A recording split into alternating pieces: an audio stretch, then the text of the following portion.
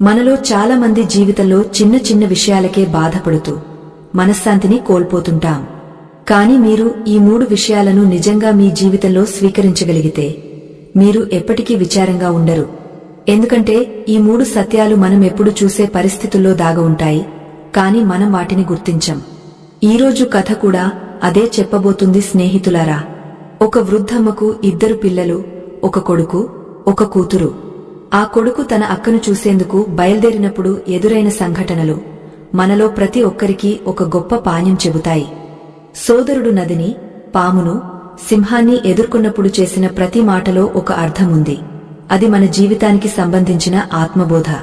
ఈ కథ చివర్లో మీరు కూడా గ్రహిస్తారు, నిజమైన ఆనందం మన లోపలే ఉందని, మరియు మన దృష్టి మారితే జీవితమంతా మారిపోతుందని.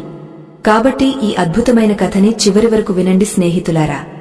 ఎందుకంటే ఇది మీ మనసు తాకి జీవితాన్ని చూడటానికి కొత్త దారి చూపిస్తుంది.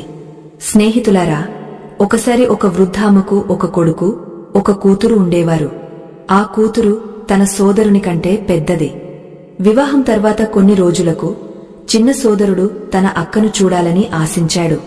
అమ్మ చెప్పింది, మీ అక్క స్వభావం చాలా రుక్షంగా ఉంది. ఆమె మిమ్మల్ని ఎప్పుడూ తిట్టుకుంటూ ఉంటుంది. నా అభిప్రాయంలో మీరు ఆమె ఇంటికి వెళ్లకూడదు.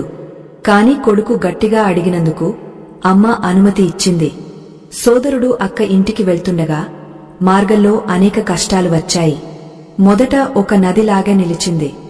ఆ నది చెప్పింది, నేను నీ కాలమవుతూ మార్గాన్ని అడ్డుకున్నాను. నీవు నా లోపలికి దూరవ్వాలి. సోదరుడు సమాధానంగా అన్నాడు, నేను చాలా సంవత్సరాల తర్వాత నా అక్కను చూసి వచ్చిన తర్వాత మీరు నన్ను ముంచేయండి. తర్వాత మార్గంలో ఒక పాము ఎదురైంది. ఆ పాము చెప్పింది, నేనే నీ కాలమని. ఇప్పుడు నిన్ను కాటు వేస్తాను. సోదరుడు మళ్లీ చెప్పాడు, ముందు నా అక్కను చూసి వచ్చి సంతోషంగా ప్రాణాలు వదులుకుంటాను. పాము కూడా అతడిని వదిలింది. కొంచెం దూరం వెళ్లిన తర్వాత ఒక సింహం మార్గాన్ని మూసివేసింది. అది అతడిపై దాగ పడటానికి సిద్ధమైంది. సోదరుడు వేడుకోల్చాడు, నన్ను నా అక్క వద్దకు వెళ్లనివ్వండి. తర్వాత స్వయంగా మీ ముందు వచ్చేస్తాను.